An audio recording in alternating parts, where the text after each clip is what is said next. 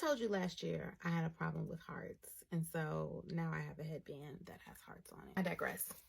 So a friend posted this and I wanted to bring it to this forum. She says she made an appointment for her daughter to get her hair done, who is a teenager.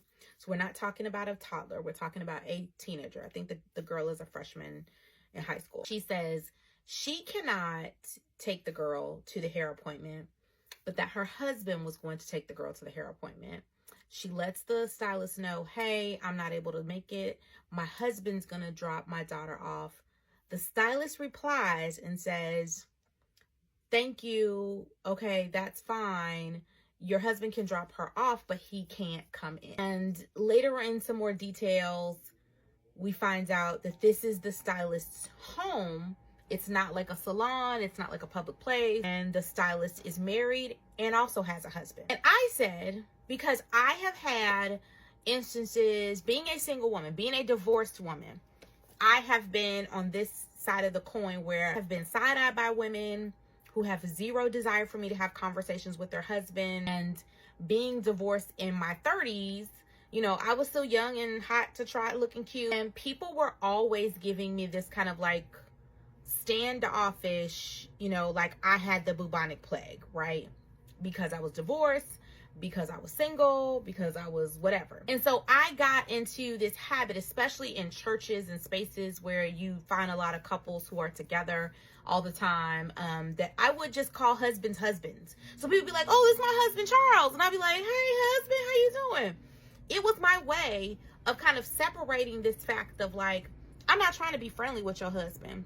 I'm not trying to even have a relationship with your husband, because I want you to know that I'm trying to be as respectful and as cautious as possible. I am a single woman, and no, I don't necessarily have a problem with dads coming to pick up their girls when girls are here at my house. I'm around, again, I'm around girls all the time. I'm a Girl Scout leader. My daughter goes to an all girls school. It's girls in my house all the time. And so I take it with a grain of salt when husbands, will be outside and they honk and girls be like, oh, my dad's outside. And I'm like, okay, thank you. I will stand at the door. I'm not even going out to the car. I will stand at the door and wave and be like, okay, thank you. Just, all right, good to, you guy.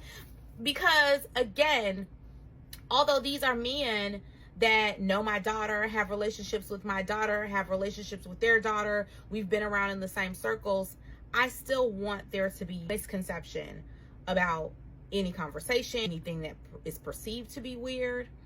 And I think what is the teachable moment in this whole entire thing is that women who are married and who have good relationships and good healthy relationships with men, their dads, their husbands, uncles, have really difficult times believing, understanding, and appreciating protecting the spaces of women who have not had, who haven't had good relationships, good partnerships, good intentions by men.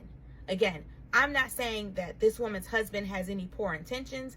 I'm not saying that she has any poor intentions. What I'm saying is that this kind of policy allows her to not have any misunderstandings. So tell me what you think in the comments. I'd love to hear your portion.